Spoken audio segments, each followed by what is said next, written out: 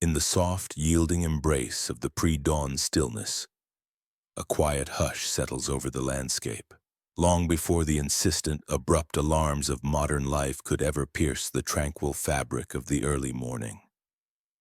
You might find yourself drifting effortlessly back in time, back through the vast, undulating waves of millennia, to an era when the world itself moved at an entirely different pace, a rhythm dictated not by the hurried hands of a mechanical clock, but by the slow, deliberate, almost ponderous turning of the earth around its ancient axis. It is a time when the very first scent that greeted the nascent day was not the familiar, comforting aroma of brewing coffee or the crisp, freshly printed pages of a morning newspaper. No, this was something far more primal, something that speaks directly to the deep, resonant echoes within your ancient cellular memory, a fragrance that predates recorded history itself. You breathe it in now, deeply and slowly in your mind's eye, allowing yourself to fully experience this profound and enveloping sensation, the subtle, yet distinct, pungent smoke, still delightfully warm and lingering from a fire that has patiently smoldered and quietly lived through the long, quiet, unlit hours of the night. It's a smoke that carries within it the essence of aged wood, perhaps oak or pine, and the faint, almost sweet aroma of forgotten embers, a constant flickering sentinel standing vigilant against the encroaching, boundless darkness. This smoke, a gentle, ethereal plume of ancient warmth, intertwines gently, almost caressingly, with the damp, cool scent of the earth, a fragrance that rises slowly from the ground itself, freshly awakened and refreshed from its profound nocturnal slumber.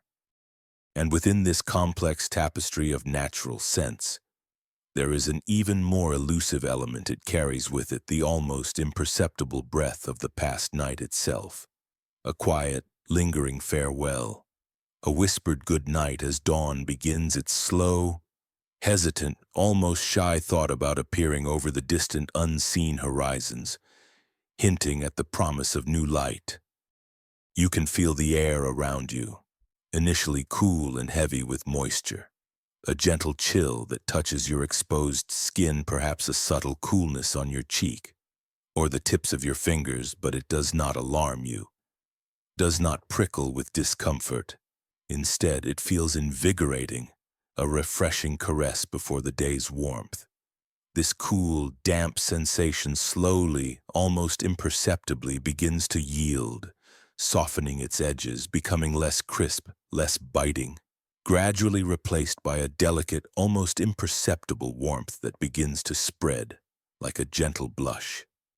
As the sun considers its patient, unhurried ascent, beginning to paint the edges of the sky with the faintest blush of rose and soft gold, expanding slowly, softly, without hurry, softly.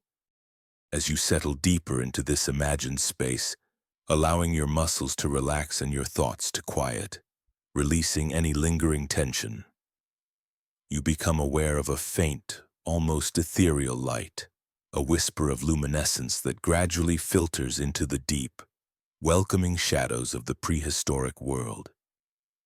This light, so subtle it's nearly missed if you're not paying close attention, begins to suggest the coming of a new cycle, an ancient promise of renewal that has repeated itself countless times.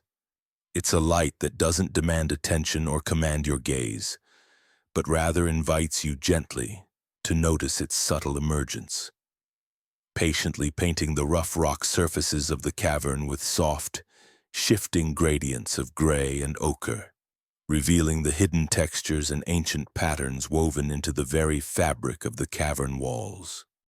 And beneath it all, deeper and more constant than any visual cue, there is a comforting, unwavering presence, deeply reassuring in its steadfastness, the steady, soft, rhythmic crackle of that ancient fire. Each tiny pop and hiss, each miniature burst of sound from the very heart of the embers, is a profound reassurance, a living testament to the enduring warmth, the continuous flame of life that has been so carefully, so diligently maintained through the long, vast stretches of encompassing darkness. This warmth radiates outward from the central hearth, slowly, gently, like ripples in a calm pool, to envelop you in a bubble of prehistoric calm, a profound sense of safety that transcends the boundaries of time itself. You might even imagine the faint, almost sweet resinous scent of slow-burning wood, subtly mingling with the earthy aromas and the mineral tang of the cave, creating an olfactory tapestry that speaks of deep history and fundamental comfort. A scent that is both ancient and eternally familiar, tying you to those who came before.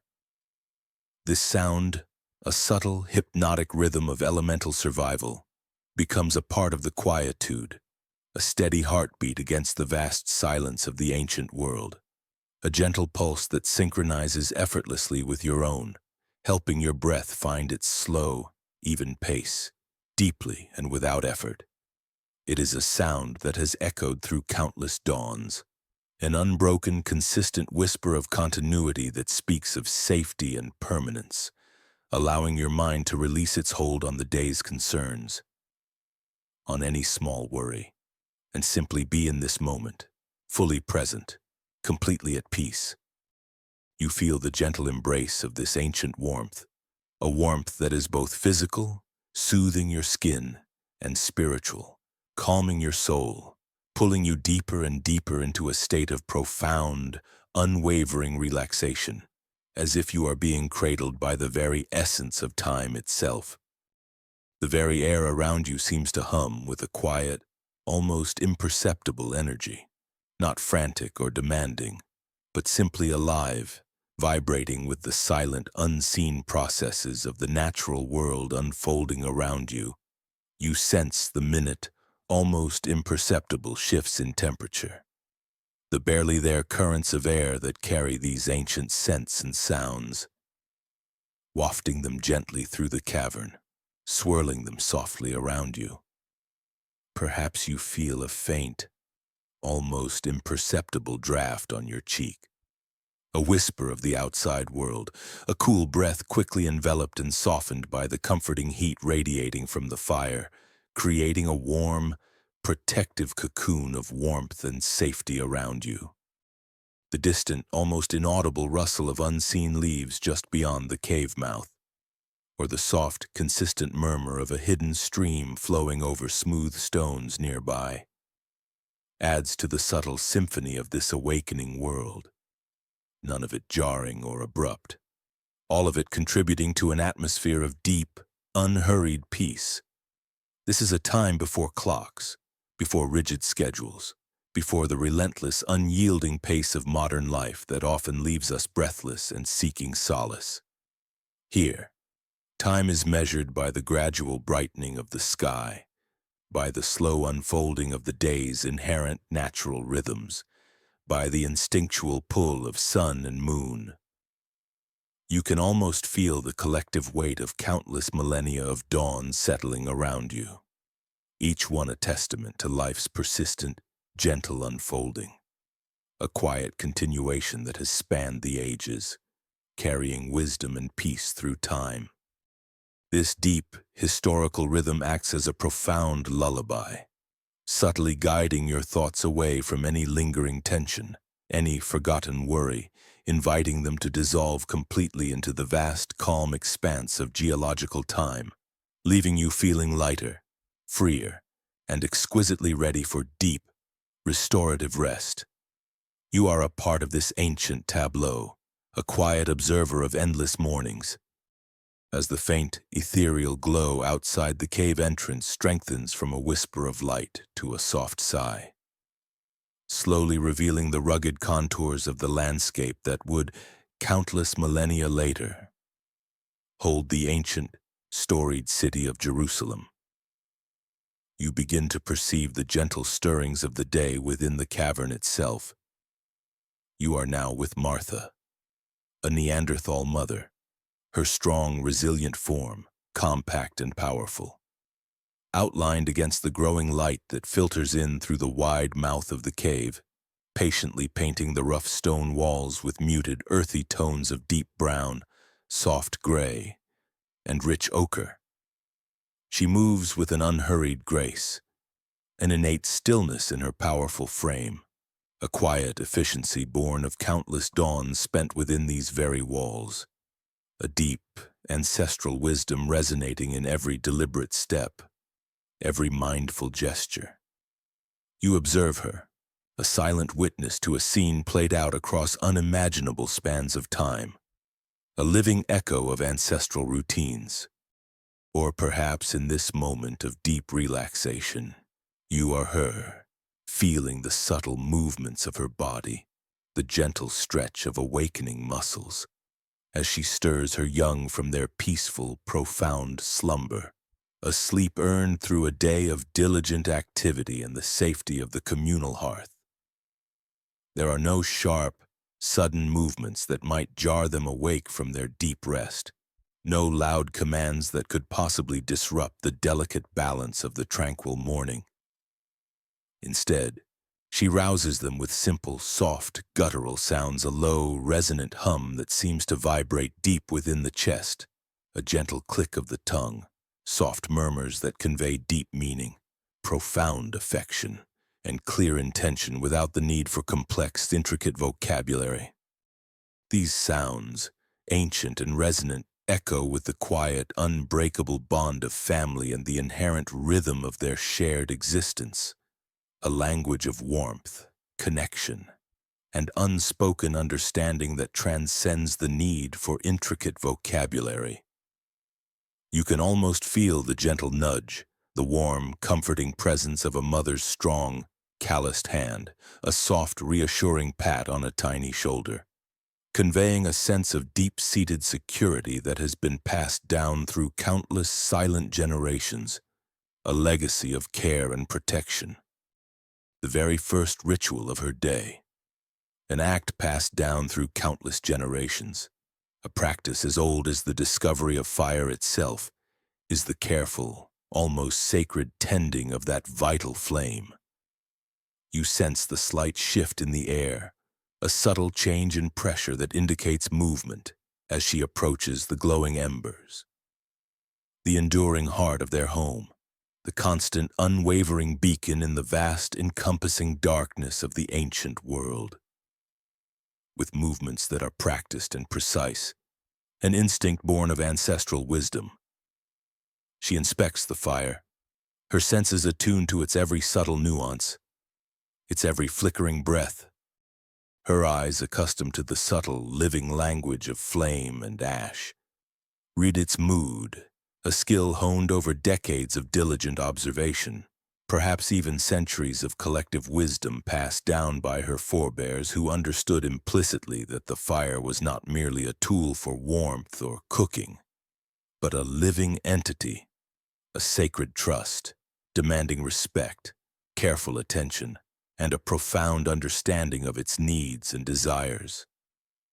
You hear the soft, almost reverent crackle as she carefully rearranges the logs, each movement deliberate, each placement precise, coaxing new life from the glowing heart of the embers.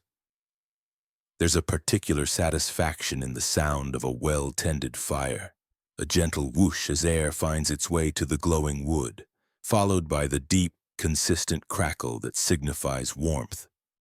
The air subtly changes, becoming richer with the distinct earthy scent of wood smoke as the flames briefly rise in a gentle, almost meditative dance, stretching upwards like slender red-orange fingers, before settling back into their steady, hypnotic glow, casting dancing, shifting shadows on the rough cave walls that seem to breathe and undulate with the quiet rhythm of the ancient world.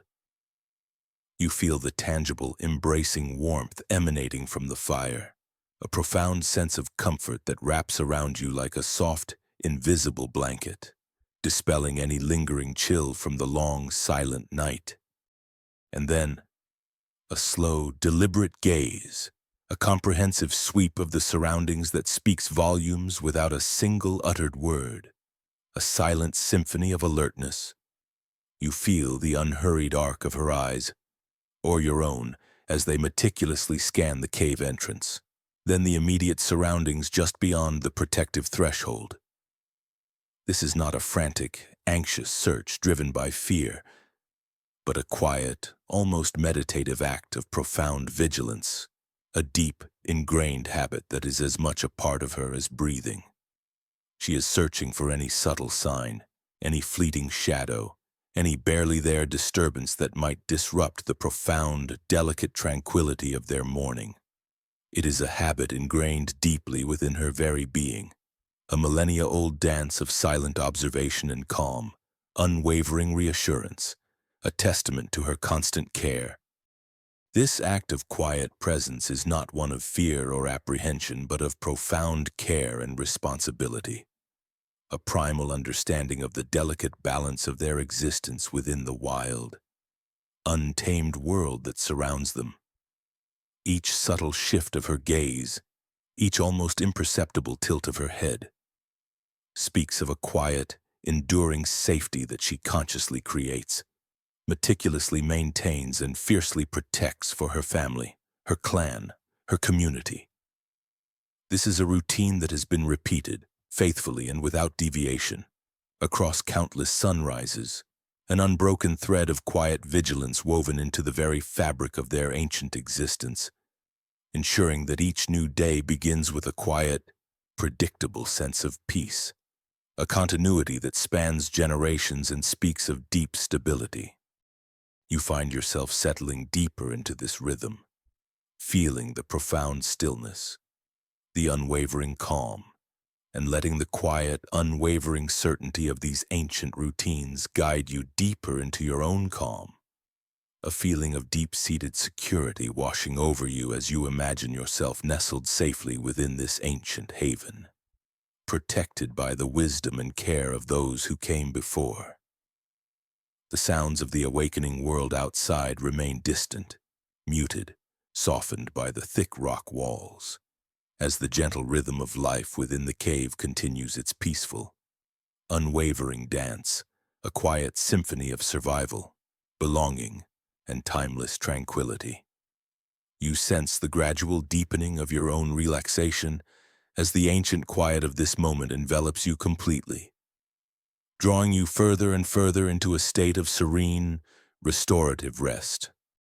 Within this quiet, ancient sanctuary, a profound and simple truth becomes overwhelmingly clear to you: the fire is so much more than a mere source of physical heat and illuminating light.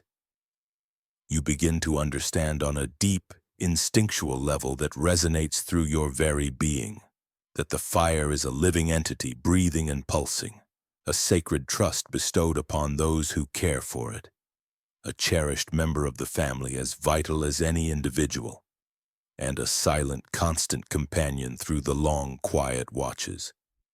It is a presence that has existed in this very spot, or places like it, for countless generations before you, and with the right diligent care and unwavering attention, will continue to exist, burning steadily, long after you too have become a part of the earth from which it draws its fuel. Its quiet, steady glow, a beacon in the darkness, is the very heartbeat of the cave, the central vibrant point around which all life organizes itself, a tangible, unwavering symbol of home, of warmth, and of profound safety in a vast, unpredictable, and often unforgiving world. The warmth you feel radiating outward from its core is not merely a physical sensation, warming your skin. It is a profound, comforting assurance that you are protected, that the biting cold winds and the boundless inky darkness cannot intrude upon this hallowed space, cannot diminish your sense of security. You watch as the elders, with a grace and wisdom born not of formal instruction or printed books, but of direct, lived experience accumulated over many seasons, approach the flames. Their movements are unhurried, each step measured. Their gaze is intensely focused, yet gentle, and their hands, gnarled and strong from a lifetime of labor and survival, move with a particular reverence, a deep respect for the elemental power before them. They are the true keepers of the flame, the living embodiment of an unbroken lineage of fire tending, a knowledge passed down not in words, but in the subtle nuances of action and observation. They do not need to speak aloud to the fire. They communicate with it through an intricate dance of gestures, through an innate understanding of its profound needs, almost as if it were a beloved child. You can almost feel the silent conversation, the deep, unspoken bond between the keeper and the flickering, dancing flame. A low hiss, a soft, almost imperceptible whisper from the embers, is not an empty sound, but a clear request for more air, for a gentle fanning, a certain shade of glowing orange, a particular intensity in its light, is not just a color, but an indication of its growing hunger for more fuel, for a fresh offering of wood. This skill, this quiet, intuitive language, is not taught in a formal, didactic way, but is absorbed through a lifetime of patient observation. A kind of cultural osmosis that flows seamlessly from the elders to the young, a shared, living knowledge that binds the community together in a strong, resilient web of silent understanding and collective wisdom. With an almost imperceptible nod, a subtle shift of the head, a silent signal passed down through countless generations. A younger apprentice, perhaps one of Martha's own kin, carefully selects a piece of seasoned wood from a well-ordered pile. The wood itself is chosen with immense care and precision, not too large as to smother the delicate flame, yet not too small as to burn out too quickly, interrupting the fire's steady rhythm. You hear the soft, almost muted scrape of the rough bark against the smooth stone floor as the chosen piece is gently brought forward.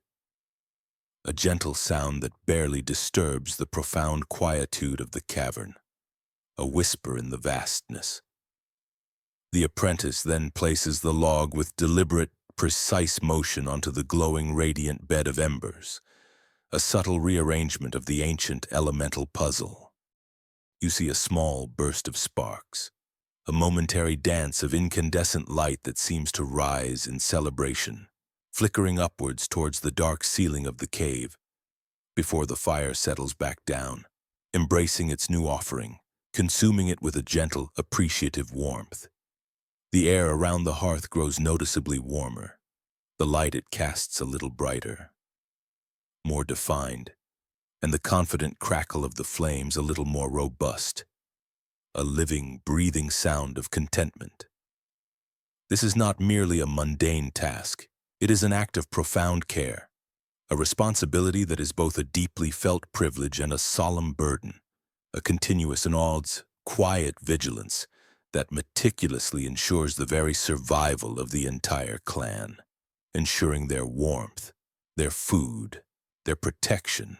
The fire in this ancient world truly never goes out. It is a continuous, unbroken thread of warmth and light that links one day to the next, one season to the next, one generation to the next, a symbol of eternal continuity.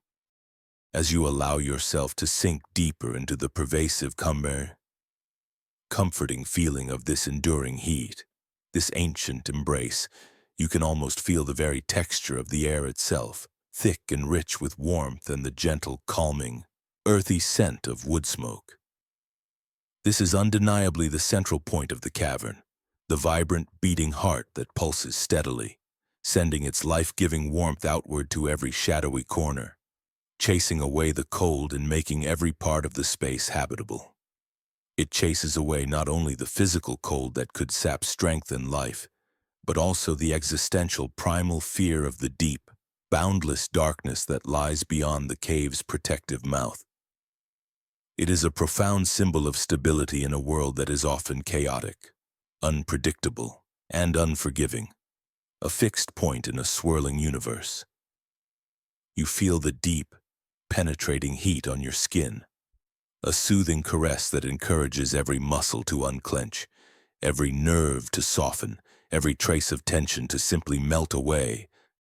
This profound warmth is the undeniable foundation of your comfort, a constant, predictable presence that allows you to release all lingering tension, all thought of the day, and simply exist, effortlessly, in this moment of perfect, ancient peace.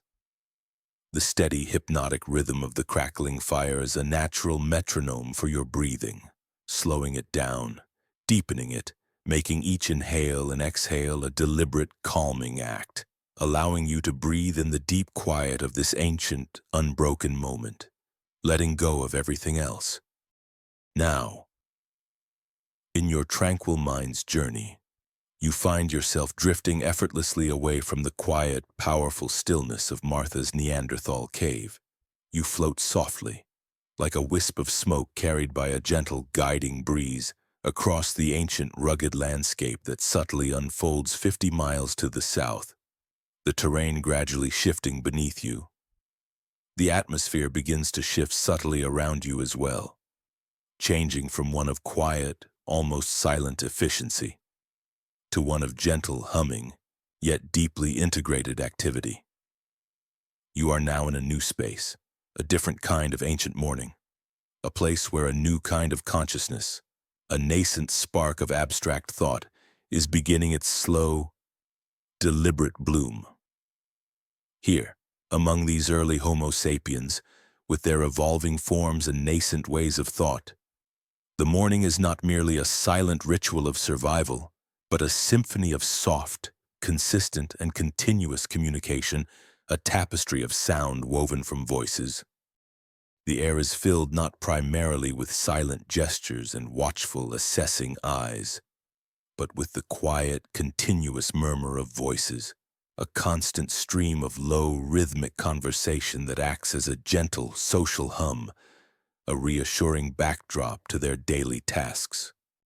You can hear the soft, almost metallic click of flint stones being carefully worked into tools, the subtle rustle of dry grasses being patiently woven into baskets or mats, the faint rhythmic patter of small feet as children move about their tasks or play quietly nearby. But what is most striking, what truly captures your attention, is the endless, almost flowing hum of the voices. They are not merely talking about the here and now, not just discussing the immediate logistics of the day's hunt, or where to find berries. No, they are telling stories, weaving intricate narratives about hunts that have not yet happened, painting vivid pictures with words about places they have never physically been, imagining futures and pasts. You feel the profound weight of this difference, a palpable shift in the ancient air. This is not just about bare survival, not simply about existing from one day to the next. This is the true dawn of complex imagination, the very beginning of meaning-making, a leap into abstract thought. The language here is not merely a tool for direct communication. It is a powerful instrument for building entire worlds, for creating not just tomorrow's immediate plan, but next month's strategy, next season's hopes, next year's traditions. This intricate, flowing communication is as much a part of their morning ritual as tending the central fire, and its constant hypnotic flow is its own kind of gentle, deeply reassuring rhythm, a comfort in its very predictability and continuity. You turn your attention, guided by a subtle curiosity, to one particular scene, where a woman works with immense focus and painstaking care. She is not preparing meat for a meal, not stripping hide for clothing, but rather preparing a different, equally vital kind of sustenance for the spirit. You can see the vibrant, earthy red of the ochre she is using, a fine, powdery mineral pigment carefully gathered from the earth, and you feel the slight, granular texture of it as she mixes it with a small amount of rendered animal fat in a hollowed-out stone, a natural mortar. The sound is almost non-existent, a soft, whispery grinding, a gentle rasp as the two substances are patiently coaxed into a smooth, even paste, becoming one cohesive material. This is a meditative act of creation, a ritual of transformation. The woman's hands move with a graceful, practiced rhythm, circling and pressing the mixture, her fingers becoming deeply stained with the rich, deep red of the earth, a mark of her dedication. You can smell the subtle, slightly acrid, yet strangely grounding scent of the animal fat, a smell that speaks not of food, but of the materials of art, of a purpose beyond simple consumption, a profound connection to the natural world. It is a scent that is deeply grounding, deeply natural, and it fills the small working space with a sense of quiet purpose and profound calm. Just beside her, another person is engaged in a similar act of meticulous, patient creation, their movements equally unhurried and precise. They are not carving a tool for hunting, but stringing together a collection of small seashells, each one unique, each one a gift from the vast, distant ocean. You hear the faint, repetitive, and deeply satisfying sound of the shells as they clink together, a delicate musical punctuation in the background of the low, constant conversation, a gentle melody of craftsmanship. Each shell is chosen with exquisite care, selected for its shape, its color, its inherent beauty, and each one is placed in a specific intentional order, creating a pattern that has meaning, a silent story etched into a wearable object, a personal narrative. You can vividly imagine the woman's fingers moving with graceful precision, the thin, strong thread sliding smoothly through the tiny, pre-drilled holes. Her eyes focused intently on the task, her breath slow and even, a picture of tranquil concentration. This is a practice that takes time, a kind of unhurried craftsmanship that demands presence, patience, and a deep appreciation for beauty. The finished object will not simply be an ornament, a superficial decoration. It will be a carrier of a story, a vessel for a memory, a tangible part of the person who wears it, a connection to the world around them.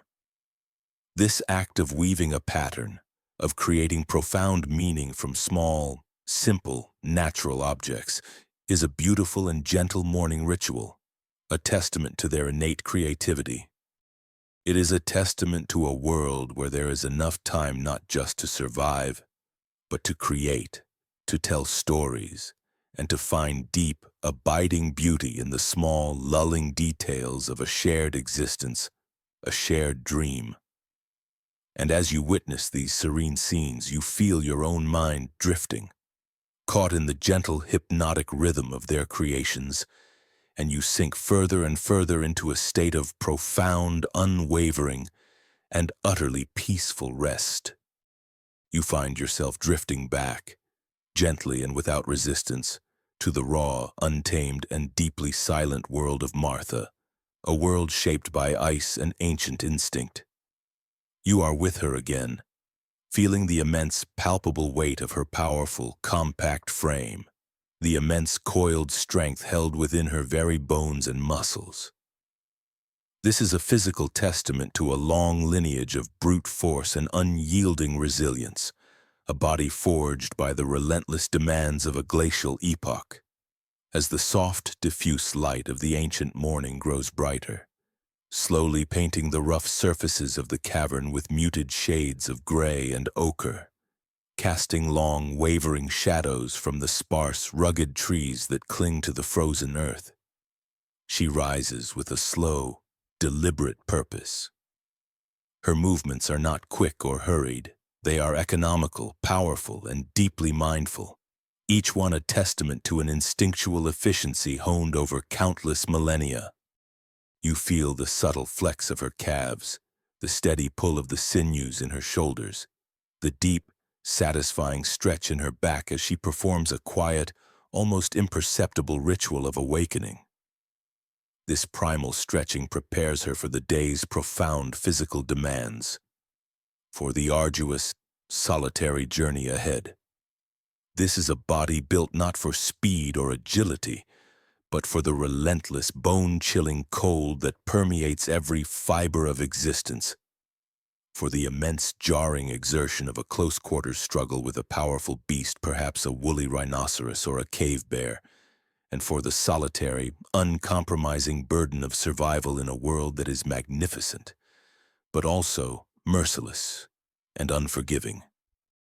You sense, on a deep, almost cellular level, that her strength is not just a physical attribute, it is a deeply held philosophy, a way of being that says, without words, that she is enough, that her own power, her own fortitude, is the most reliable tool in her possession against the vast, indifferent wilderness.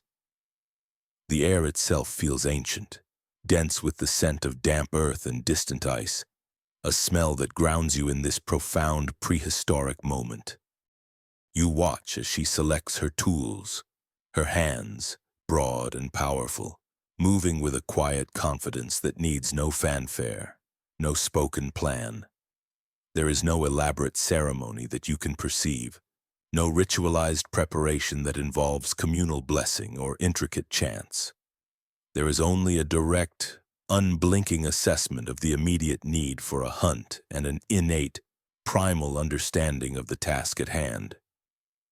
You can almost feel the solid, satisfying weight of the hand axe in her palm, a tool that is an extension of her own formidable strength, a perfectly balanced rock, meticulously chipped with patient precision to give it a sharp, deadly edge, its surface, smooth and cool from years of constant use, from countless hours of purposeful labor, fits perfectly into the hollow of her hand, a seamless familiar bond between the ancient hunter and her implement. It is a single purpose-built object, a testament to the power of a single idea, a single decisive strike, a pure expression of physical might. You might imagine a simple, almost silent checklist that runs through her mind, a quiet, primal inventory that is more feeling than articulate thought. Is the edge sharp enough? Is the hafting secure? Is my mind clear, focused, and ready for the challenge? You feel the profound weight of this responsibility, the deep, abiding solitude that comes with knowing that success or failure, life or death for herself and her small family depends entirely on her alone. There is no complex uncommunal plan here, no shared narrative of the hunt, no intricate map of what is to come, no fallback strategy discussed amongst many. There is only a single resolute will, driven by instinct and the immediate, undeniable need for sustenance.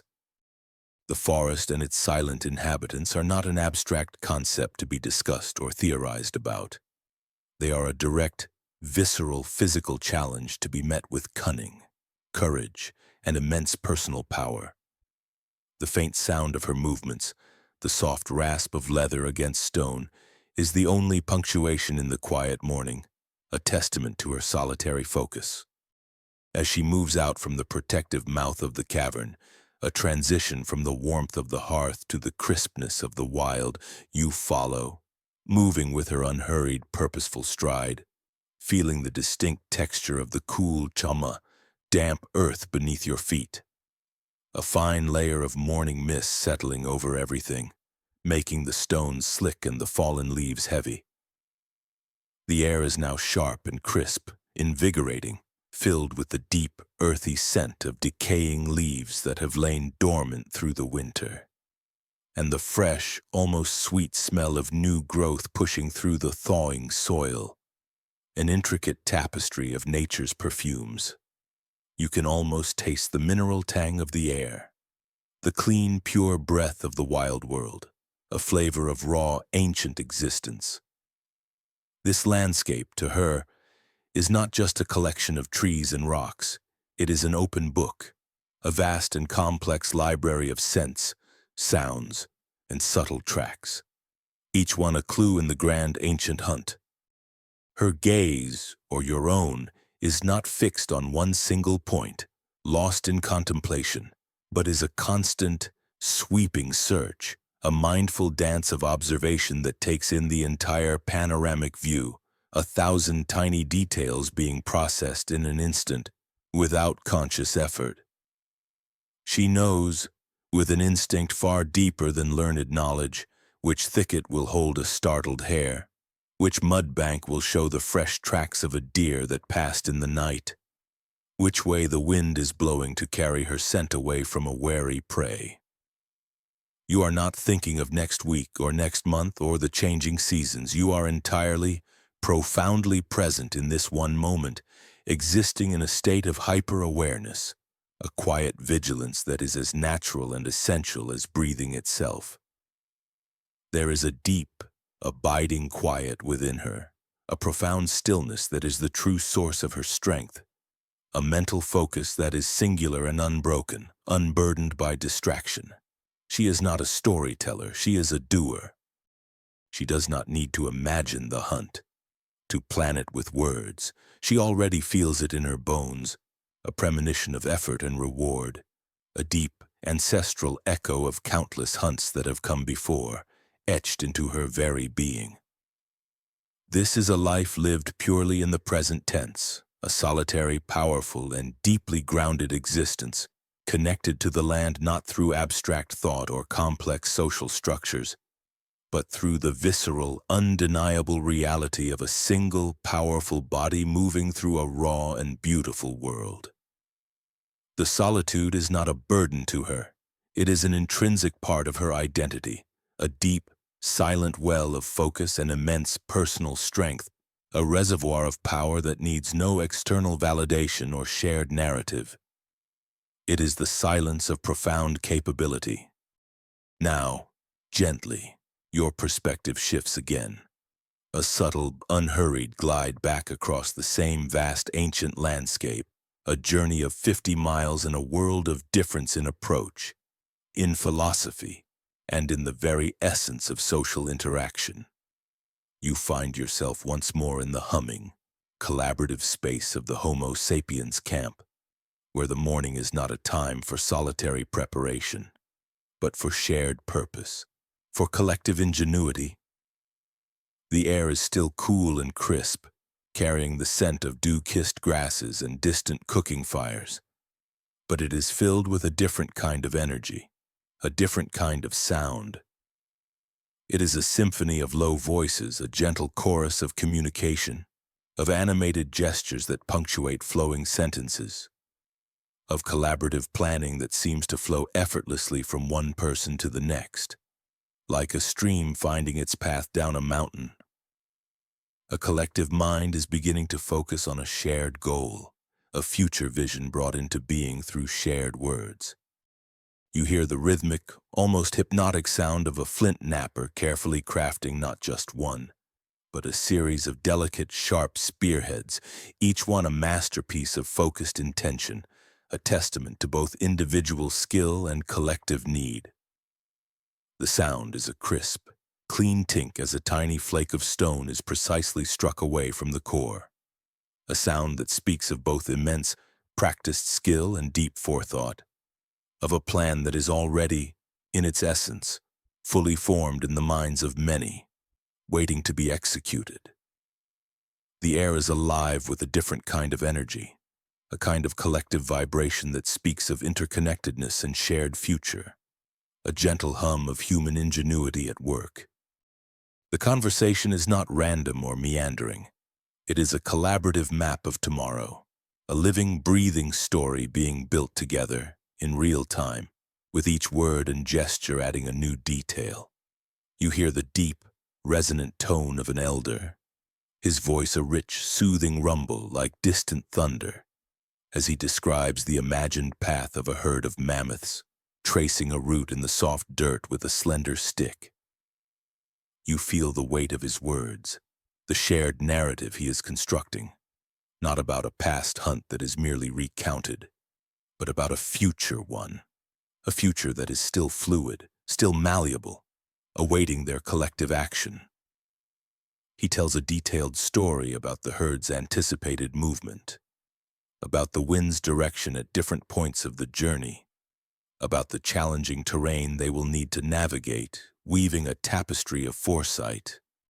You see others, listening intently, their eyes fixed on the elder's gestures, nodding in understanding, and adding their own crucial thoughts. their own observations drawn from past experiences and keen environmental awareness. Someone points to a small rock formation in the elder's diagram and gestures to a distant, imagined hill, a subtle suggestion of an optimal ambush point. Another adds a detail about a small, winding stream that must be crossed, a potential complication in the plan that must be overcome together, through shared effort and ingenuity. This is a beautiful, intricate dance of shared knowledge, of a story being told and retold, revised and perfected, with each voice adding nuance and depth, before it has even had a chance to unfold in reality. It is a profound communal demonstration of a powerful new way of thinking, the ability to plan, to anticipate, to dream together, and to build a future that is based on collective foresight, not just individual strength. You can almost smell the subtle, earthy aroma of cured hide, stretched taut and drying in the morning sun, and the tangy, resinous scent of pine resin being carefully heated and used to bind the meticulously crafted stone points to the straight, balanced shafts of wood. You feel the profound difference here. The tools are not simple extensions of a single body, designed for individual power, but complex, multi-part instruments born of a shared understanding of physics and a shared vision of a distant, successful future. They are tools that require cooperation, that cannot be made by one person alone, and they are a physical embodiment of their collective ingenuity, a testament to what many hands and many minds can achieve together. A brief, light-hearted comment is made, a small joke about a clumsy hunter or a particularly stubborn piece of flint, and a wave of soft, genuine laughter passes through the group, a ripple of shared humanity that reinforces their bond, their collective strength, their unwavering belief in each other. This is not a world of silent, solitary endurance. It is a world of deep connection, of shared joy, of a strength that is born not of muscle alone, but of 1,000 shared stories, 1,000 shared ideas, 1,000 interwoven lives and experiences. This morning's work is not just about physical preparation.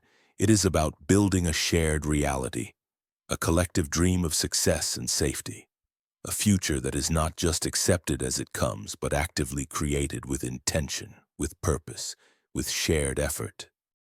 The gentle rhythm of their conversation, the low murmur of their voices, the focused, collaborative cadence of their work, all blend together to become a soothing, immersive backdrop for your own thoughts. You are immersed in a world of shared purpose, of intricate planning, of a future that is not just accepted, but actively created. One story, one idea, one perfectly crafted spearhead, one shared laugh at a time. The quiet hum of their lives, their low, melodic voices, and the steady beat of their patient craftsmanship all contribute to a feeling of deep, profound peace, drawing you ever closer to a state of complete and utter rest wrapped in the warmth of shared human connection. And now, as your mind settles even deeper, drawn by the gentle pull of this ancient narrative, you find yourself moving silently alongside Martha, following her through the vast, cold and quiet expanse of the prehistoric world. The morning has given way to a sharper, more focused light, bathing the desolate yet beautiful landscape in a stark clarity. The air, though still crisp, has lost its initial heavy mist, leaving the land from the jagged peaks of distant mountains to the smallest, resilient blades of grass beautifully and undeniably clear. You feel the varied ground beneath your feet, a patchwork of frozen earth that crunches softly with each careful step. Resilient tufts of grass that provide a surprising grip, and slick, water-worn stones that demand utmost attention and balance. Every step you take with her is a deliberate placement, a masterful calculation of weight and balance, designed to produce no sound, to leave no trace, to disturb nothing in the fragile silence of the wild. Your body, hers, is a finely tuned instrument, a magnificent machine of silent purpose, moving with an economy of motion that speaks of deep, ancestral wisdom. You can feel the powerful, almost rhythmic beat of your heart, a steady, low drum that provides the only consistent rhythm in this profound, all-encompassing quiet. The world around you is a study in silence, broken only by the ethereal whisper of the wind through the tall, dry reeds that line a frozen riverbed, and the distant, mournful cry of an unknown bird of prey circling high above, a tiny speck against the vast, pale sky. This is not a social world, where ideas are exchanged and plans discussed. It is a world of direct, unmediated communication between a single powerful being and the raw, untamed natural forces that surround her. You are not thinking of companionship, or of shared stories, or of future celebrations. Your focus is singular, unbroken, and absolutely devoted to the task at hand, a pure, unadulterated concentration. You feel the deep, pervasive tension in her shoulders and neck, a coiled spring of readiness that never fully relaxes, even in moments of apparent calm. This is a perpetual state of being, a necessary vigilance born of a world teeming with both opportunity and immense, hidden danger. The scent of the wind, now a complex, intricate language that tells a story all its own, brings you all the information you need to know. You can distinguish the subtle, mineral smell of the earth from the musky, pungent scent of a large herbivore upwind, a scent that is becoming stronger, more distinct with every focused stride, every careful breath. The landscape, once a broad, panoramic view of silent majesty, now narrows into a single, intricate narrative, a detailed map unfolding before your very eyes. Each broken twig, each small depression in the mud, each tuft of fur caught on a thorny bush, is a new sentence in the silent story of the animal you are pursuing. You are reading this story with your whole body, your whole mind, your whole being, absorbing every subtle detail. There is no need for words, no need for shared language or complex communication. The story is told in the silent language of the hunt, a primal universal epic written in the earth and the air, understood on an instinctual level. You can feel the cold radiating through the soles of your feet, seeping upwards through your bones but it does not distract you. Your senses are heightened, sharpened to an almost painful degree, perceiving nuances that others might miss. Every sound, every movement, no matter how small, is a critical piece of information, a new detail in the unfolding drama of survival. This is a profound inner knowing, and as you draw closer, the world contracts even further, becoming a tunnel of focused intention. You find yourself now not just following, not just observing, but anticipating. You are a part of the story, not just a reader, but an active, integral character. The tension in your muscles becomes almost unbearable, a physical manifestation of your intense mental focus, a readiness that vibrates through your entire being. You are not thinking of the kill itself as a brutal act, but of the final, decisive moments leading up to it, the perfect execution of a necessary task.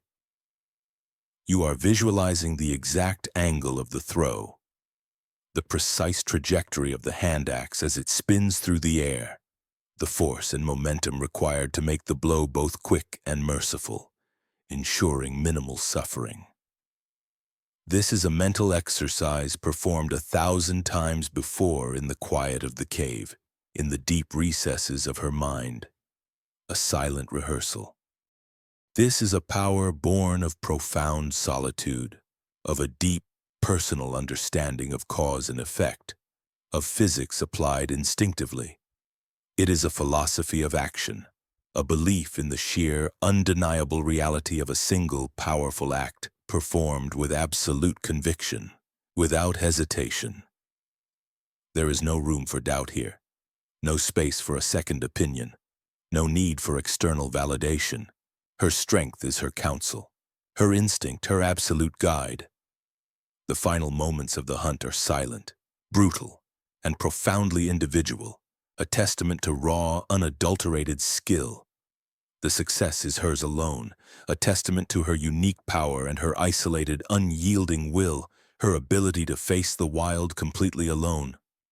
The quiet of the forest, once a mere backdrop, now becomes the very fabric of her existence, a vast, echoing space where her strength shines as the only light, a beacon of individual resilience.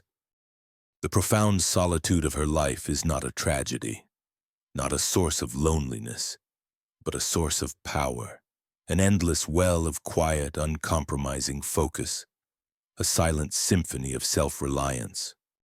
Now, gently, your perspective shifts again, a subtle, unhurried glide back across the same vast ancient landscape, a journey of 50 miles and a world of difference in the very concept of the hunt itself, in the nature of community, and in the power of collective thought.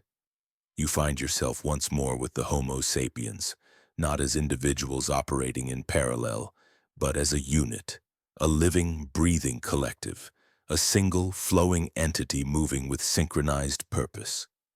The morning's intricate planning, the stories told in the dirt, the shared narrative of the hunt, now begins to unfold in a reality they have all helped to create, a future they have collectively willed into being.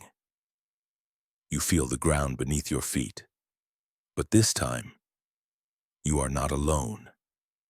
You are moving in unison with others, a delicate, almost telepathic dance of synchronized movement, a shared rhythm that guides every step. The collective heartbeat of the group is now the rhythm that guides you, a steady, shared cadence that speaks of trust, of cooperation, of a unified purpose that transcends any individual. This is not a world of pervasive silence, but a world of hushed whispers, of subtle hand signals, of a rich, nuanced language of shared glances and knowing nods that convey complex information in an instant.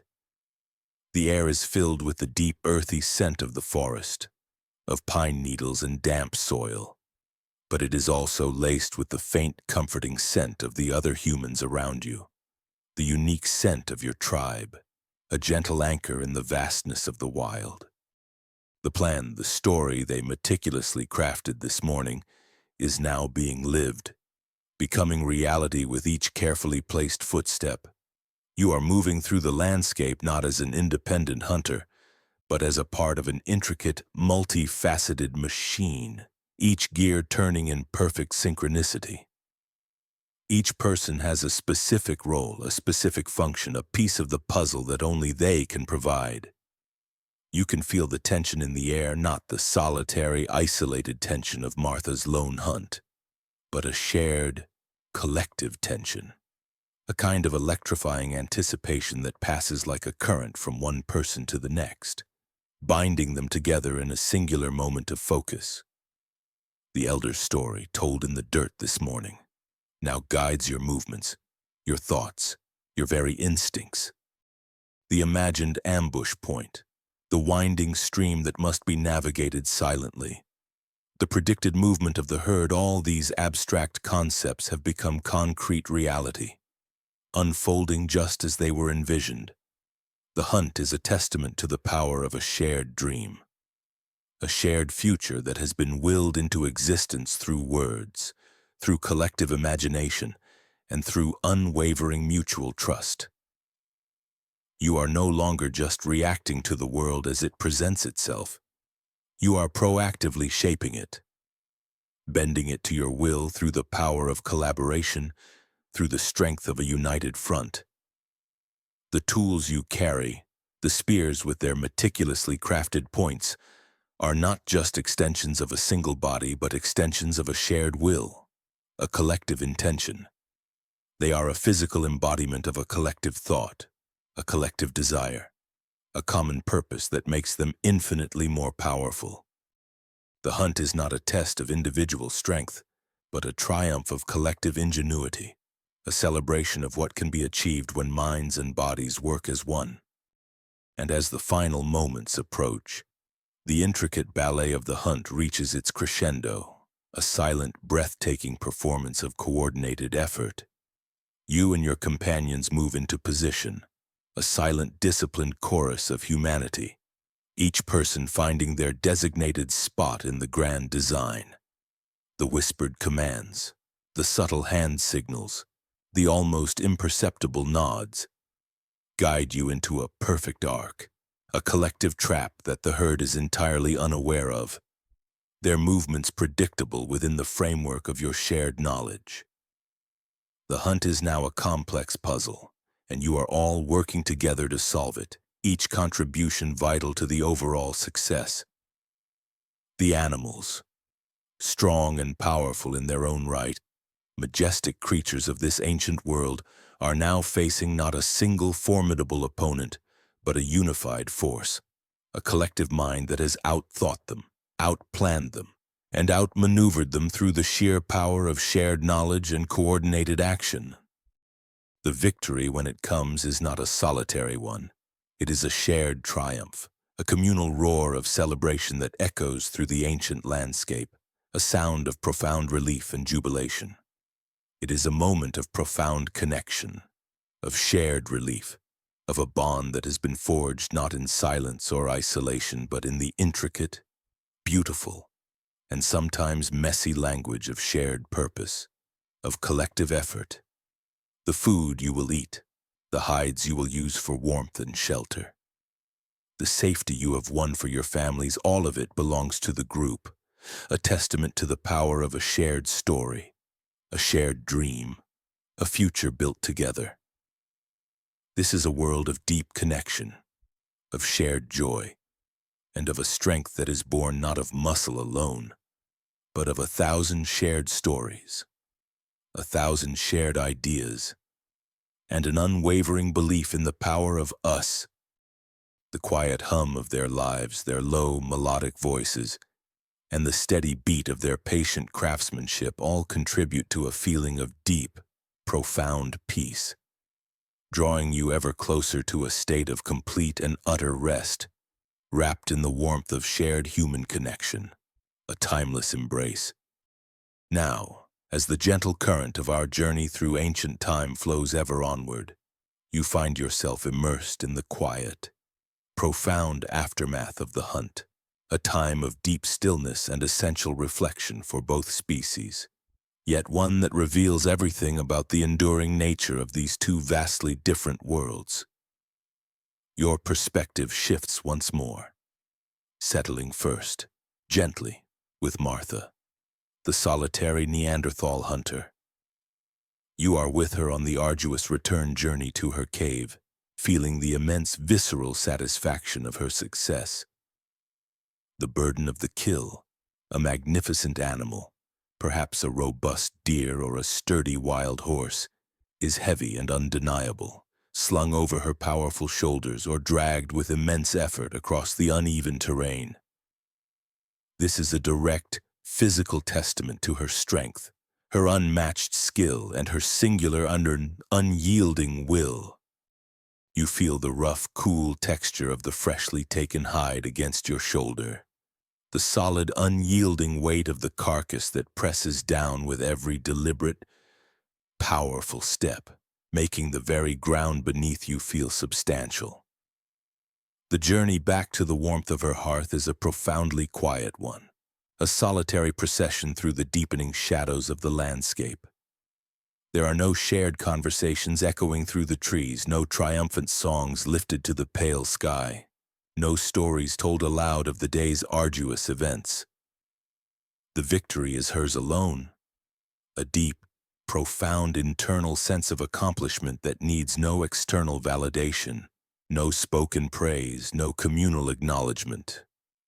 The raw, primal story of this hunt lives only in her memory, a vivid tapestry woven from a series of instinctual movements, perfectly timed actions, and the silent, precise calculations of a mind entirely focused on survival. The only sounds are the steady, rhythmic crunch of her heavy footsteps on the frozen ground and the soft, almost imperceptible drag of the animal's hooves behind her, a faint rasp against the earth. This is a quiet, ancient communion between her and the land, a deep, silent understanding that she has earned her place for today through her own immense, solitary effort and unyielding determination. You can feel the air around you, now growing distinctly cooler as the short ancient day progresses relentlessly towards its inevitable end, carrying the strong, musky, almost metallic scent of the fresh kill, a smell that is both a potent symbol of hard-won victory and a stark, primal warning to any would-be scavengers lurking in the shadows, a scent that proclaims mine. The sturdy hand axe, once a tool of brutal efficiency, gleaming cold and sharp in her grasp during the decisive moment, is now sheathed, secured firmly at her belt, its work done for the moment, patiently awaiting its next call. Yet you feel its constant presence, a comforting, familiar weight that is a constant reminder of your own capability, your own self-sufficiency. Your mind is not filled with abstract thoughts of a grand future feast, or the imagined praises of others, or complex social interactions. It is a quiet mind, a deeply present mind, focused entirely on the immediate, tangible reality of the journey home, the sheer effort required to traverse the fading landscape, the welcome warmth of the cave, the comforting soft crackle of the long-preserved fire, the eager, familiar faces of her children waiting for sustenance. These are not distant dreams or abstract concepts, but concrete, undeniable destinations, earned with every powerful, silent step, with every drop of effort. The triumph of the hunt, for Martha, is not an event to be celebrated in a grand abstract or ritualized sense, but a practical, tangible reality to be brought home, shared directly with her immediate family and consumed as sustenance.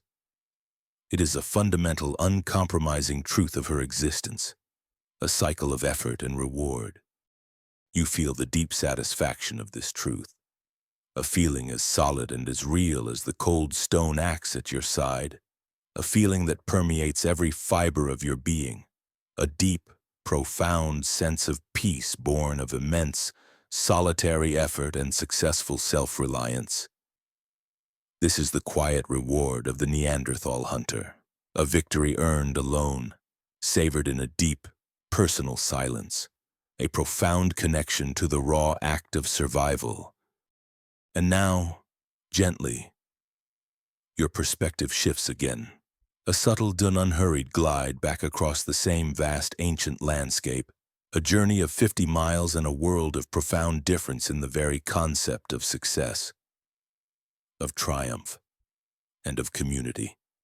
You find yourself once more with the Homo sapiens, but this time on their triumphant return, a journey that is not a solitary procession but a vibrant, pulsating, living celebration of shared achievement. The immense success of the hunt is not the possession of one person or a few individuals, but the collective victory of many, of the entire tribe. The immense burden of the kill, a truly massive animal, perhaps a young mammoth or a towering bison, that will provide abundant sustenance for the entire tribe for days, even weeks, is not borne by one. Instead, it is distributed among many strong hands, many broad shoulders, a shared weight that, surprisingly, feels light due to the collective effort. The air is filled not with the stark quiet of solitude, but with a joyful hum of many voices, a vibrant chorus of animated conversation, of shared stories that are already being told and retold, embellished and passed around like precious, newly discovered gifts, growing richer with each retelling. You hear the deep, resonant laughter of a man who vividly describes a perfectly timed throw of a spear, the light, melodic voice of a woman who recounts the herd's initial moment of startled surprise, the excited squeals and joyous shouts of children who run ahead to the camp, eager to announce the tribe's great collective success. The hunt is no longer merely an event that happened. It is already transforming into a shared narrative, a new, vibrant chapter in the tribe's ongoing collective history, a foundational myth in its making. It is a living story that binds them together, a triumph of their shared language, their shared dream, their shared future, a testament to the power of words and collective memory. The return to the camp is a joyful, noisy homecoming, a symphony of relief and triumph. You can smell the rich, smoky scent of many wood fires already burning brightly, and the faint, comforting aroma of other cooking fires preparing for the feast. A smell that signifies warmth, safety, and the deep, reassuring embrace of community. The tools that were so expertly used to bring down the animal, the meticulously crafted spears and knives, the sturdy atlatls, are now held aloft not as symbols of individual power or skill, but as radiant symbols of collective ingenuity, of what a shared dream, a shared effort, and a shared intelligence can truly create. The celebration that now begins is not just about the abundant food that has been won.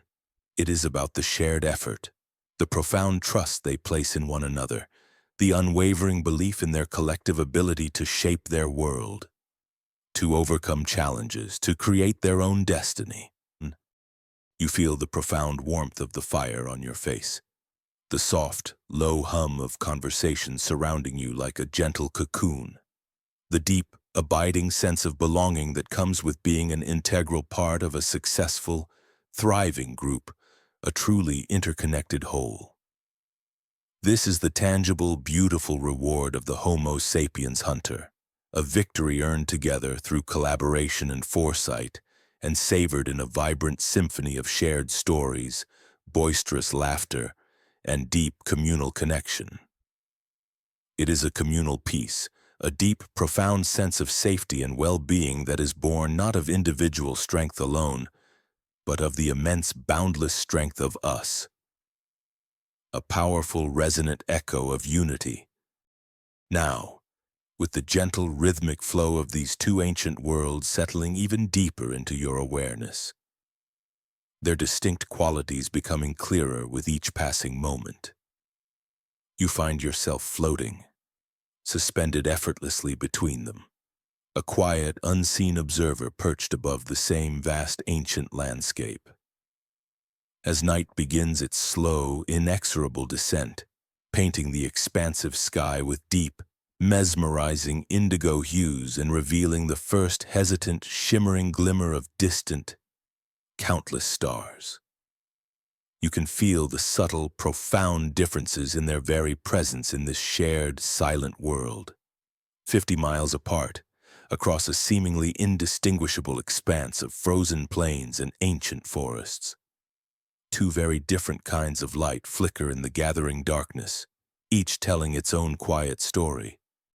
In one place, nestled deep within the protective mouth of a rugged cave, a single fire burns steadily, its lonely glow a solitary beacon of individual strength and stoic survival against the vast, encroaching darkness. In the other, across the miles, a vibrant cluster of many fires dances and leaps, their myriad lights mingling and casting a warm, communal glow that stretches outwards, embracing the surrounding darkness, a brilliant testament to a shared existence, a collective spirit.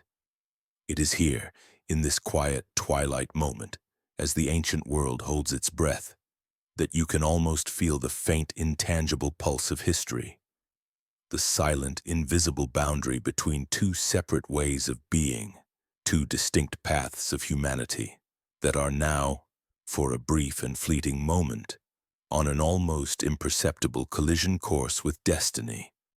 You feel the deep, resonant quiet of Martha's world, a profound stillness that is only broken by the soft, rhythmic crackle and hiss of her lone fire, the gentle sigh of the wind at the cave mouth, and the soft, steady breaths of her sleeping children beside her, safe in their animal skins. Her heavy, solitary footprint is pressed deeply into the frozen mud by the water's edge, a powerful and undeniable testament to her recent passing. A clear, solitary sign of a single, formidable presence that walked this path alone. The crisp, cold air by her cave holds the faint, lingering scent of her unique wood smoke, a quiet, contained aroma that does not travel far, a private signature on the vast canvas of the wild.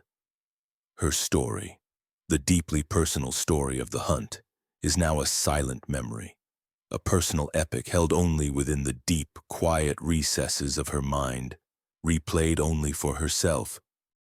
She is not thinking of tomorrow's hunt in the abstract, or of complex social dynamics. She is thinking of the tangible, immediate reality of her family's safety, their warmth, their immediate sustenance, a world of the absolute present moment, a world of here and now. The profound solitude of her life, a beautiful and powerful choice she has made, is now a physical reality, a single and unwavering point of light in an immense, silent, and indifferent darkness, a testament to self-sufficiency. And now, your awareness glides, effortlessly and without resistance, to the other side of this ancient, silent divide, to the vibrant energy of the Homo sapiens camp. You feel the land here, but it feels distinctly different, permeated by a different kind of human presence. The footprints are smaller, lighter, but far more numerous. A rich tapestry of overlapping tracks that tell a complex story of many people, many movements, a thriving community at work, at rest, and at play. The air here holds not just the simple scent of wood smoke, but a complex, intricate medley of aromas that speak of multifaceted life, the warm, robust smell of many fires burning in concert, the savory, rich aroma of cooking meat permeating the night air, the faint, comforting scent of cured hides, and the unique, earthy fragrance of 100 different hands and bodies working, talking, laughing, and living together. The story of their hunt, the grand epic of their shared day, is not a silent memory. It is alive, vibrant, and continually unfolding. It is a story being told and retold by the flickering fireside, a myth in its making, growing with each telling. It is a song being sung, its melody carrying on the night air, a dance being danced, its rhythmic thud of feet echoing joyously, a bond being forged and reforged with every shared word, every shared glance, every shared moment of connection. As the ancient wind stirs, gaining a subtle strength, carrying these two distinct scents, the single solitary scent of a lone fire from Martha's cave, and the complex communal perfume of 1,000 interwoven lives from the Homo sapiens camp, they almost meet. For a single fleeting moment, a ghost of a whisper, a phantom of a smell, an inexplicable sense of otherness might have passed between them, a strange, unexplainable feeling of a presence just beyond the edge of perception. You can almost feel the moment where their paths, a solitary one and a communal one, nearly intersect in the grand, intricate, and deeply silent web of history. This is the moment of near contact, the fateful, almost meeting of two separate futures, two distinct destinies. They are both profoundly human, both incredibly wise in their own ways, both immensely capable of survival, and yet they are worlds apart in their very definition of what it means to be alive, what it means to be a tribe, what it means to belong to a story. One sees the world as a source of resources to be conquered by personal strength and solitary cunning. The other sees it as a vast, rich canvas for a shared epic to be painted with the combined power of words. Collaboration and collective ingenuity. This is the quiet, unspoken, and almost missed moment where the past and the future of humanity pass within a whisper of each other, utterly unaware of the beautiful, painful, and deeply profound change that is to come. And in this critical, silent moment of near contact, you can feel the slow, inevitable current of history, a gentle, powerful flow that will carry one story forward into the dazzling light of a new era and leave the other behind. A beautiful, silent echo in the deep, profound silence of the vast, ancient past. Now, as the profound silence of the ancient night settles, deep and pervasive, over the vast, slumbering land, you find yourself drawn, effortlessly, and with a gentle curiosity, into the intimate, contrasting worlds that have sought shelter from the relentless cold. The moon, a pale, watchful, silent eye in the sky, begins its slow, majestic arc, casting a faint, ethereal, silvery light upon the sleeping earth. Its impartial glow touches both the rugged mouth of the Neanderthal's cave and the scattered, flickering fires of the Homo sapiens camp with the same serene, otherworldly luminescence.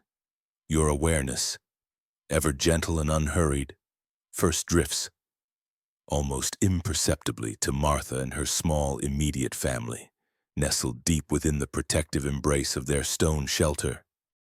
You can feel the quiet and profound warmth radiating outwards from the single, carefully tended fire, a small, vibrant, beating heart of heat that valiantly pushes back against the vast, encompassing and indifferent chill of the cavern. The ancient walls of the cave, rough and uneven to the touch, seem to hum with a deep, earthy stillness, a silence that has been their constant, unwavering companion for uncounted millennia. The very air here holds the simple, unadulterated primal sense of smoke, damp earth, and the raw, musky yet comforting aroma of the freshly prepared kill. An odor of fundamental satisfaction, of immediate survival. You feel the rough, yet surprisingly comforting, texture of the cured animal skins that serve as their bedding, their resilience both coarse and reassuring against the cold, unyielding stone floor. This is not a place adorned with complex decorations, nor arranged with intricate abstract designs. It is a place of pure function, of perfect, timeless, and profound utility, where every object serves a direct, immediate purpose. You feel the familiar solid weight of the hand axe that Martha has carefully placed on the ground directly beside her. Just within reach. A companion that is as much a part of her as her own powerful hand, an extension of her very being. You reach out, not with a physical touch, but with the quiet, sensing part of your mind, feeling its cold, smooth surface, the deep, ancient grooves carved by countless precise, powerful blows, the perfectly balanced weight and unwavering stability that has been refined not through conscious, intellectual design, but through 200,000 years of uninterrupted instinctual use, honed by the relentless demands of survival. It is a thing of simple, brutal elegance, a tool and a weapon perfectly suited for a solitary, uncompromising life. Its shape, unadorned and direct, is a pure language of purpose and efficiency. There is no need for superfluous adornment, no room for abstract thought or philosophical debate about its form. This hand axe is precisely what it is, and it works flawlessly, without question. This simple, profound, and undeniable truth is reflected in every single aspect of her enduring existence. Her world is a world lived entirely in the present tense, a continuous cycle of immediate action and direct consequence. Her mind, now in a state of deep, untroubled, and peaceful rest, is a quiet, vast landscape, a place populated by vivid memories of the day's hunt and the pressing realities of immediate need, not burdened by distant future plans or intricate, hypothetical stories. The fire will be tended at dawn, the nourishing food will be eaten, the valuable hide will be carefully cured or done, and the sun will inevitably rise again, bringing a new cycle. This is the steadfast rhythm of her life, a steady, uncompromising, and deeply peaceful cycle that has no need for a dramatic beginning or a definitive end, but simply is a continuous flow of being. This quiet contentment, this profound, unshakable sense of being entirely enough for the world, of possessing all that is truly necessary, permeates the very air within the cave, a low, resonant hum of absolute, unwavering self-reliance, a silent symphony of capability. It is the deep peace of a single, powerful thread, woven perfectly and without question into the immense, intricate tapestry of the wild, a thread that knows its place and its purpose. And now, your consciousness floats, an ethereal, weightless whisper, drifting effortlessly across the vast moonlit landscape to the bustling, vibrant Homo sapiens camp. Here, the profound stillness of the night is transformed into a different kind of canvas, painted vibrantly with the warm light and the rich, complex sound of a thriving community. You feel the radiating warmth of many fires, their individual heats combining and expanding outwards, mingling and creating a vast, luminous, inviting pocket of safety in the immense, encircling cold.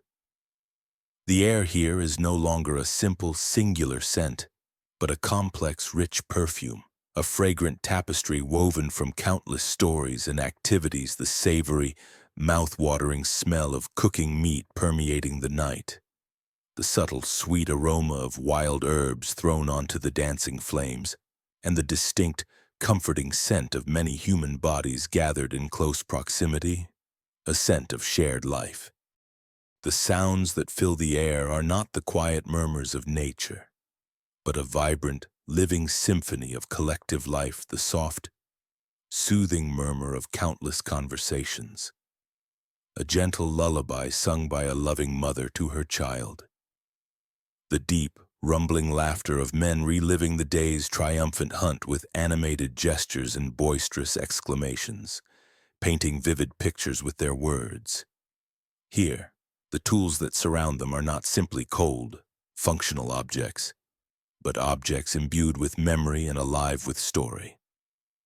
You sense the presence of a spear, a tool with a meticulously crafted razor-sharp point and a perfectly balanced straight shaft.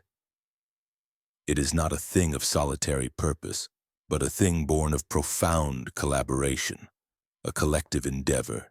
Its creation was a shared enterprise, a testament to many hands and many minds working as one. Its use was part of a shared narrative, its success a shared joy, a victory for all. The intricate knowledge of its making, the epic story of its precise use in the hunt, is not confined to one mind but is a vital, living part of the tribe's collective memory, a cherished piece of their ever-growing, ever-changing, and deeply meaningful epic. This is a world built not of cold stone alone, but of the powerful, malleable essence of words, of compelling stories, and of boundless, shared dreams, woven together into a living reality. You feel the powerful, almost hypnotic presence of a storyteller, his voice low and melodic, resonant and inviting, as he tells the captivating tale of the great mammoth hunt, painting a vivid picture with his words of a future that is not yet real, but that will one day surely come to pass through their collective will. He is not just describing what happened today. He is, in a profound sense, actively creating what will happen tomorrow. He is weaving a shared tapestry of possibility and purpose, a future that is expansive, ambitious, and far bigger than any single person could ever achieve alone. This is the profound, fundamental difference between these two ways of life. While Martha's deep peace is rooted in the quiet, unyielding strength of her own being, their peace is rooted in the immense, boundless, and interconnected strength of the collective. Their sense of self is not singular, not isolated, but an integral part of 1,000 others, a living, breathing, intricate network of trust, shared belief, and mutual reliance. The warm firelight dances on the eager faces of the listening children, their eyes wide with wonder and excitement, their minds already dreaming of futures that do not yet exist, futures they will help to build with their own hands and voices. The night here is not a quiet blanket of stillness, but a vibrant, humming tapestry of many voices, of shared laughter, and of a powerful, collective dream that is only just beginning to take beautiful, intricate shape.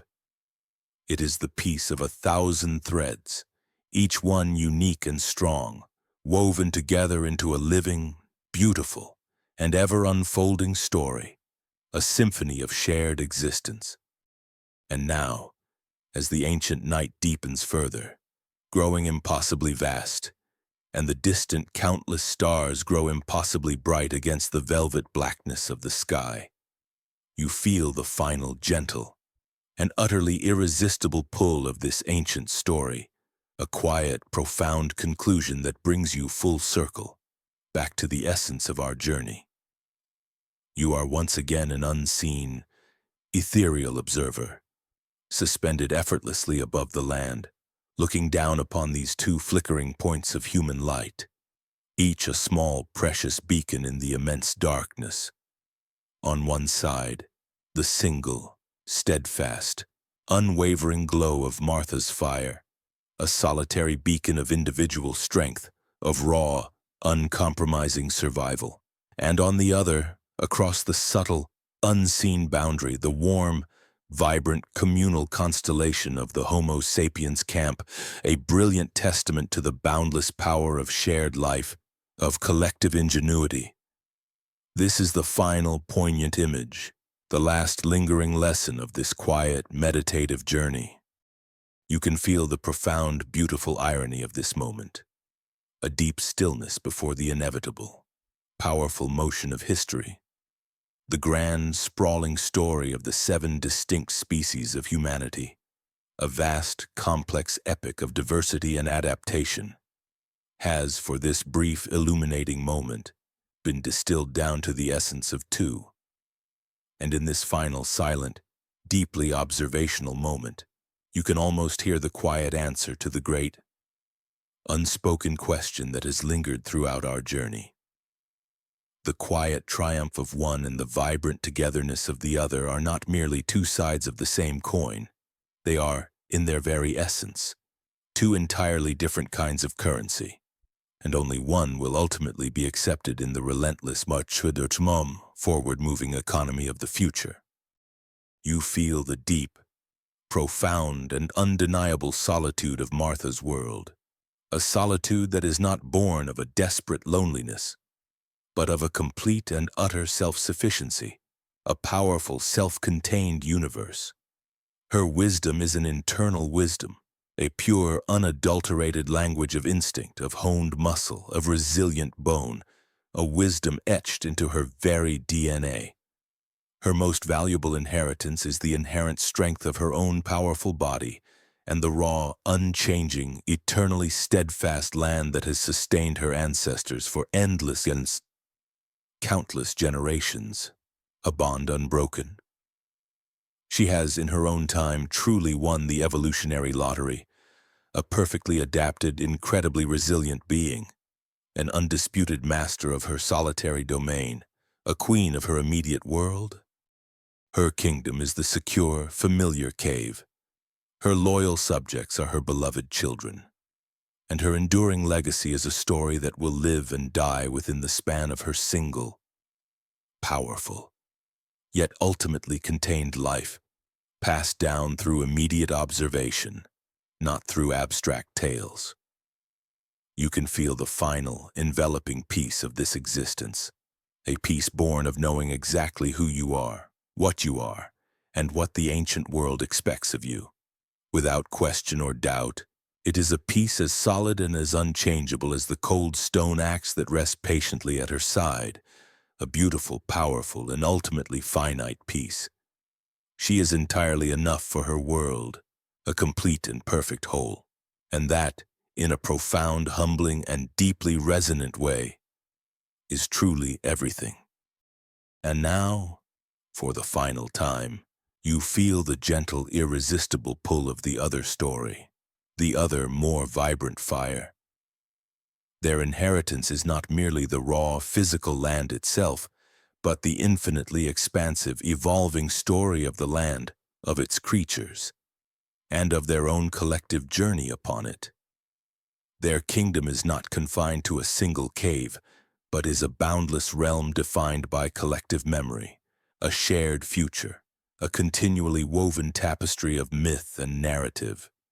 Their wisdom is an external wisdom, a complex, infinitely adaptable language of spoken words, of captivating stories, of intricate, abstract thoughts passed from one person to another like a sacred, ever-burning flame, constantly evolving. They are not enough for the world alone.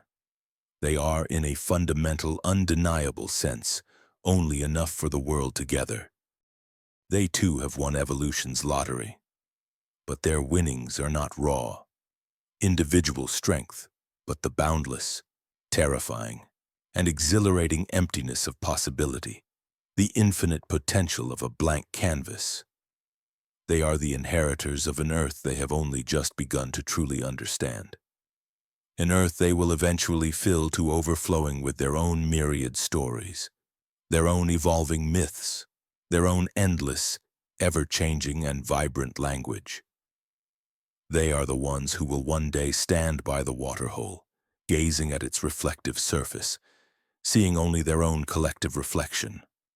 But you know now, with deep certainty, that they will not see a single face, but 1,000 different faces, each unique, yet all connected by the same silent, beautiful, and profoundly shared story.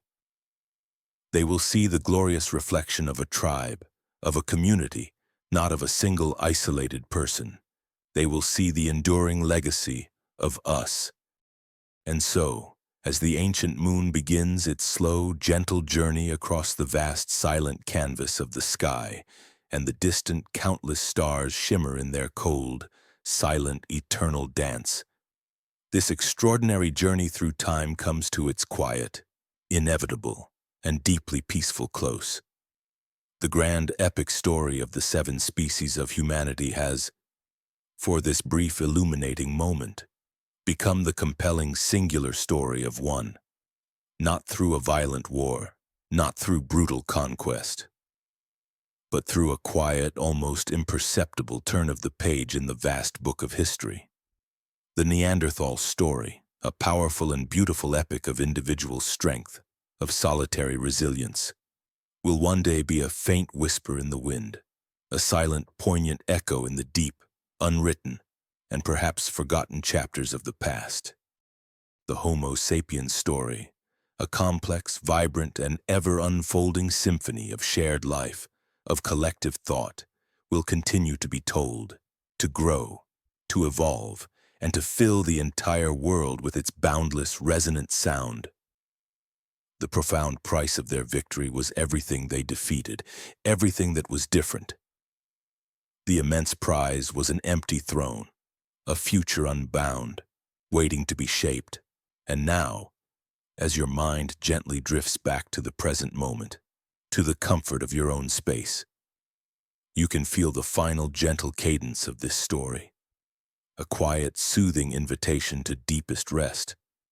It is a story of a silent inheritance, of a quiet victory, and of a deep, profound, and encompassing peace that settles over you now, as you drift effortlessly into a peaceful, truly dreamless sleep. Let the quiet, ancient hum of the universe be your only sound. Let the vast, comforting emptiness of the past be your only thought. Let the gentle, irresistible current of this story carry you now, ever deeper, into a complete and utter rest.